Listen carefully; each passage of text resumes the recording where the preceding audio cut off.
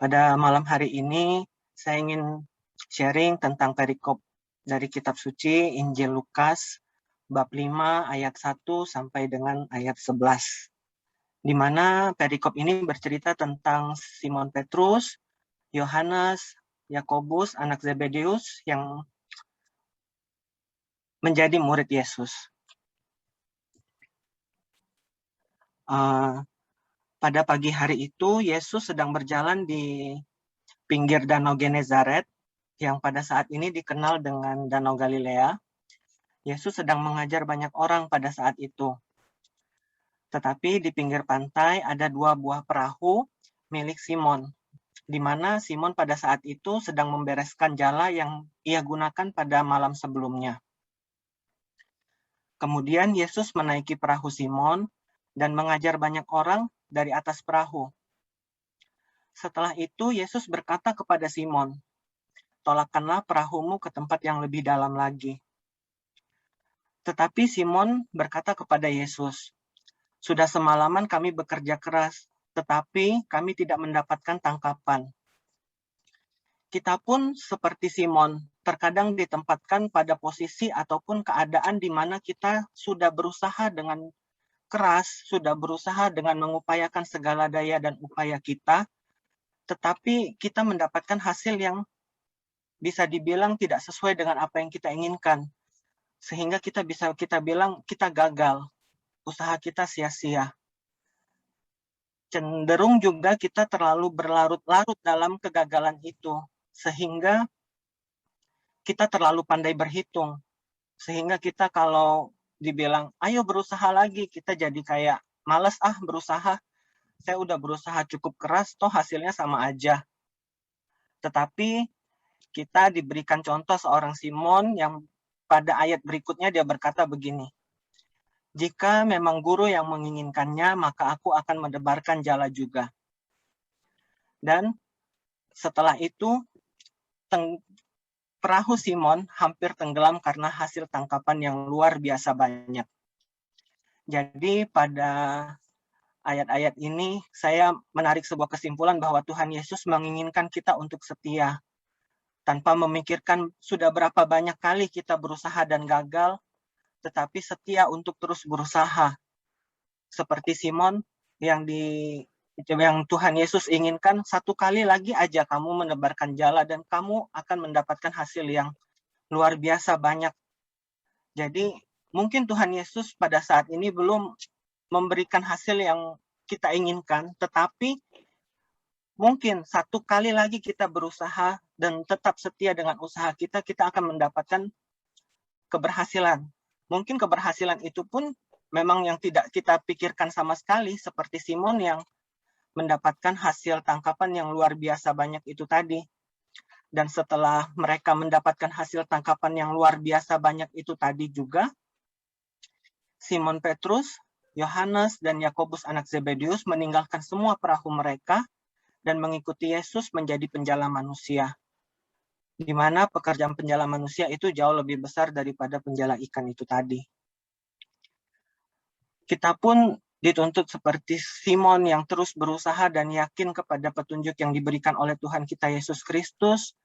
Ya pada saat ini yang dimana kita hidup di zaman yang tidak seperti zaman pada kitab suci yang bisa bertemu dengan Tuhan Yesus, di mana Tuhan Yesus berkeliling di kota-kota dan kita bisa bertemu dengan Tuhan Yesus. Tetapi kita diberikan suatu cara untuk berkomunikasi, berjumpa dengan Tuhan kita Yesus Kristus dengan cara yaitu berdoa. Di mana saya mendapatkan ayat ini dan saya menarik kesimpulan bahwa dengan cara berdoa kita bisa berkomunikasi dan mendapatkan jawaban apa yang kita tidak mengerti, apa yang tidak kita ketahui. Yaitu di Yeremia ayat bab 33 ayat 3. Ayat ini berbunyi, "Berserulah, maka aku akan menjawab.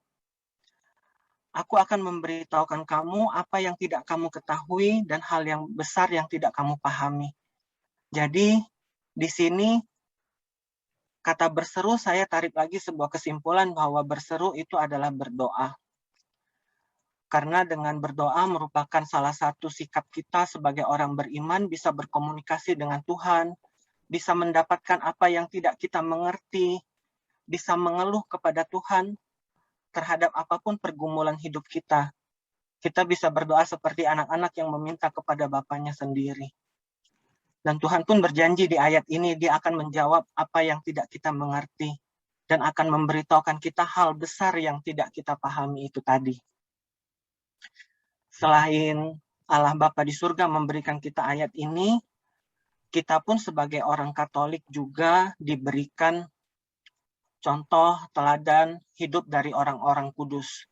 Begitu banyak orang-orang kudus yang kehidupannya tidak mudah, tetapi mereka dengan ketekunan berdoa mereka bisa mendapatkan kekudusan yang luar biasa dan kehidupannya sangat menginspirasi kalau memang kita baca satu persatu sih. Dan saya pun pernah saya berdevosi kepada Santo Yudas Tadeus, novena karena kondisi saya seperti ini. Kan saya dibacakan bahwa dengan devosi Santo Yudas Tadeus, saya bisa meminta hal yang tidak mungkin begitu. Dan di belakang medali Santo Yudas Tadeus itu ada gambar Santa Rita de Cascia dari Italia. Setelah itu kan saya kayak surprise begitu ya, kok di belakang medali Santo Yudas Tadeus ada Santa Rita. Dan ternyata waktu saya mintakan adik saya untuk membacakan kisah hidup Santa Rita, kehidupannya benar-benar tidak mudah, tetapi Santa Rita betul-betul tetap tekun dalam berdoa. Jadi singkat cerita, Santa Rita itu seorang janda dan biarawati. Jadi pada saat muda, Santa Rita itu ingin jadi biarawati, tetapi orang tuanya malah menikahkannya dengan seorang yang tidak baik lah, seorang pemabuk dan kasar berperilaku kepada Santa Rita. Tetapi dalam keadaan seperti itu, Santa Rita tetap berdoa kepada Tuhan Yesus. Dia meminta kepada Tuhan Yesus agar hati suaminya menjadi lunak kepada dia. Dan Tuhan Yesus pun menjawab doa Santa Rita. Suaminya mulai lunak kepada Santa Rita. Tetapi itu tidak berlangsung lama. Suaminya dibunuh karena konflik keluarga yang sudah bertahun-tahun. Dari pernikahannya, Santa Rita mendapat sepasang anak kembar laki-laki. Dan pada saat suaminya dibunuh, Santa Rita berdoa kepada Tuhan. Dia mengampuni pembunuhnya, dan dia memohon kepada Tuhan, dia rela agar anaknya kembali kepada Tuhan Yesus, asalkan anaknya tidak menjadi seorang pembunuh ataupun pendendam.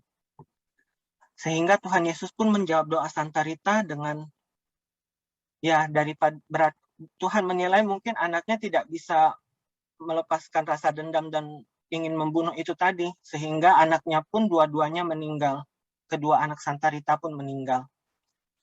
Sehingga pada saat Santa Rita sudah menjadi seorang janda dan sebatang kara di dunia, Santa Rita mencoba lagi untuk menjadi seorang biarawati di Biara Maria Magdalena di Italia. Tetapi kepala biara tidak meluluskan keinginan Santa Rita. Walaupun Santa Rita 3 kali mencoba menjadi seorang biarawati karena dia seorang janda, jadi dia tidak diizinkan untuk menjadi seorang biarawati. Jadi kepala biara menolak secara halus dengan bicara begini, Rita, kamu boleh menjadi seorang biarawati, asalkan kamu bisa menyelesaikan konflik keluarga kamu yang menyebabkan suaminya itu tadi meninggal, dan apabila konflik itu selesai, maka kamu boleh masuk menjadi seorang biarawati. Singkat cerita, Santa Rita merasa hal itu memang bukan hal yang mudah, karena itu kan konflik sudah berjalan selama bertahun-tahun ya. Jadi Santa Rita tetap berdoa kepada Tuhan, menginginkan bahwa konflik itu selesai dan mencoba menyelesaikannya, dan akhirnya di usianya 36 tahun, Santa Rita bisa menyelesaikan konflik tersebut dan menjadi seorang biarawati. Santa Rita juga merupakan salah satu santa yang bisa merasakan stigmata di dahinya, dan salah satu santa juga yang jenazahnya masih tetap utuh walaupun sudah ratusan tahun meninggal. Jadi dari Santa Rita, saya pun terus belajar, berusaha untuk menetapkan dalam diri saya bahwa saya harus tetap berdoa, meminta kepada Tuhan apapun pergumulan dan keadaan hidup saya.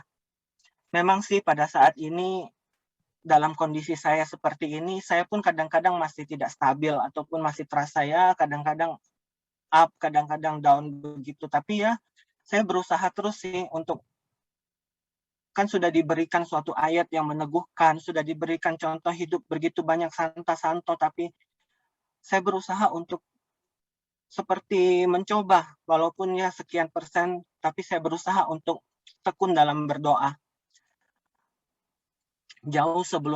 Sedikit sharing, jauh sebelum saya bergabung dengan tim Immanuel, saya setiap malam berdoa kepada Tuhan dalam kondisi saya seperti ini. Tuhan, saya mohon kesehatan jasmani saya bisa kembali melihat, saya masih ingin bekerja Tuhan, tetapi setiap kali saya bangun pagi, saya mendapatkan mata saya menjadi lebih turun lagi penglihatannya. Dan pada saat itu, begitu sulit saya merasakan untuk bersyukur. Begitu sulit untuk mengatakan Tuhan itu baik. Sangat-sangat sulit. Dan saya merasa doa saya tidak dijawab sama Tuhan pada saat itu. Dan seiring berjalannya waktu, akhirnya saya dipertemukan dengan Ibu Edith.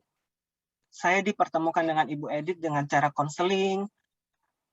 Saya diperkenalkan dari orang juga sih, bukan dari keluarga saya yang kenal dengan Ibu Edith begitu atau pernah konseling. Jadi ya dengan caranya Tuhan lah, Tuhan mempertemukan saya dengan Ibu Edith. Setelah konseling 2 kali, saya bilang saya minta izin Bu, kalau Ibu memang ada komunitas, saya boleh bergabung dong. Akhirnya Ibu Edith bilang ya boleh bergabung, diizinkan. Dan akhirnya saya diizinkan masuk bergabung di tim Immanuel. Setiap malam saya ada kegiatan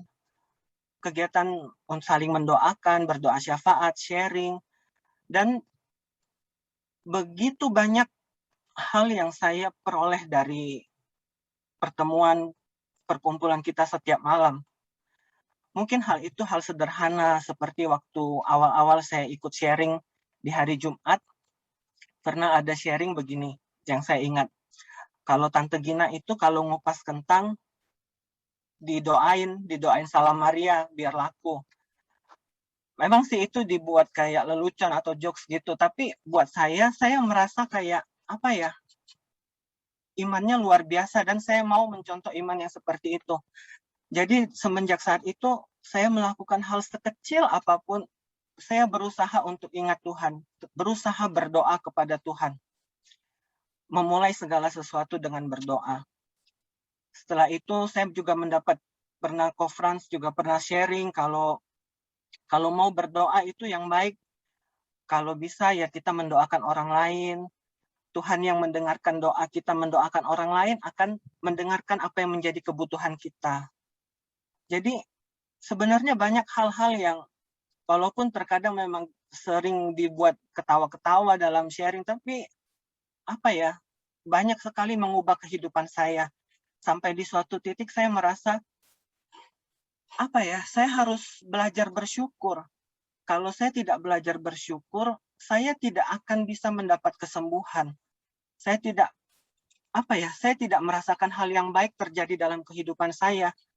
Sampai di suatu titik, saya mulai melihat kesembuhan yang terjadi dalam kehidupan saya dengan cara yang berbeda, dari kacamata yang berbeda.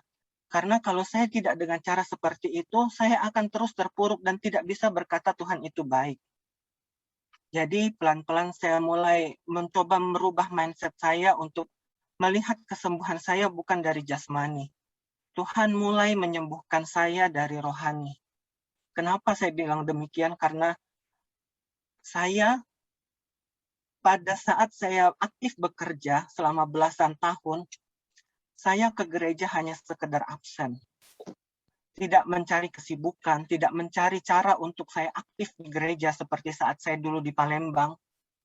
Tapi saya dengan mendapatkan berkat pekerjaan, saya malah cuma ke gereja sekedar absen. Mungkin dengan keadaan dan kondisi jasmani saya yang saat ini seperti ini, Tuhan ingin menyembuhkan sakit rohani saya dulu. Tuhan mau menyembuhkan kangennya saya kepada Tuhan dulu. Ya, dengan cara setiap malam berkumpul, berdoa, rosario bersama, koronka bersama, syafaat bersama. Hal yang sederhana, tapi saya rasa Tuhan menyembuhkan saya secara rohani. Dan saya mau berusaha bersyukur. Memang up and down, kadang-kadang tidak stabil, tapi berusaha melihat sesuatu dari kacamata yang berbeda dan berusaha merasakan kasih itu berjalan dalam kehidupan saya. Kayak Ibu bilang, Hendri kamu harus lebih positif. Pernah Ibu bilang seperti itu. Jadi ya pada titik yang seperti itu saya berusaha untuk melihat kesembuhan itu jauh berbeda dari kacamata yang berbeda, sehingga saya bisa belajar bersyukur, sehingga saya juga terus merasakan kebaikan Tuhan itu berjalan terus dalam kehidupan saya. Dan saya yakin bukan hanya kepada saya, tetapi kepada teman-teman juga dari segala pergumulan yang teman-teman rasakan pasti ada kebaikan Tuhan yang terus berjalan dalam kehidupan kita. Demikian, terima kasih untuk kesempatannya. Tuhan Yesus memberkati. Amin.